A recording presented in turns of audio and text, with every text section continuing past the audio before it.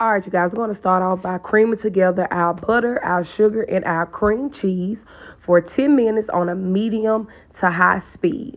Now, once you cream this together for those 10 minutes, then this is what it should look like. It should be light and airy and fluffy, and it's going to turn white. So we're going to make sure we're going to scrape down the sides of our bowl, and then we're going to go ahead and add in our vanilla extract.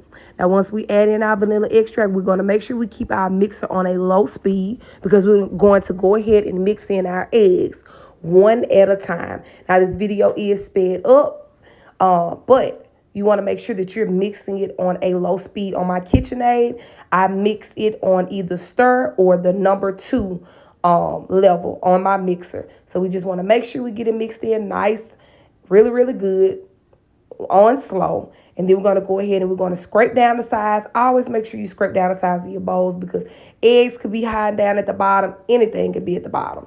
So now we're going to start adding in our dry and our wet ingredients. We're going to start with our dry and we will end with our dry. So I'm going to add in a little bit of my cake flour. Then I'm going to add in a little bit of my milk. Always make sure all your ingredients are room temperature, including your milk. So we're just going to rotate out. And you guys, I ended up crushing up about, I think, 12 to 13 Oreo cookies. You're going to see me add that in a few minutes. But you see what I was saying, how you need to scrape down those sides. See how that flour is still up on the side, the cake flour? So here it is. We're adding in those crushed Oreos. Now, if you want more, you can add more. It is up to you. But I scraped down my sides. Then I added in my Oreos, and all of this is still mixing on a low speed. So now we're going to go ahead and take our greased cake pan. We're going to add in half of our batter. Then we're going to give it a nice little love tap. Make sure you scrape down, get all of that batter out of your bowl. We don't want to leave any of it behind.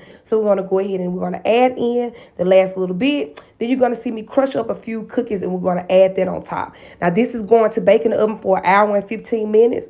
Do not open your oven before the hour mark. Now this is what it looks like after it came out. We let it sit for 10 minutes and then we flipped our cake, you guys. And this cake was so pretty even without the icing. It was just so pretty.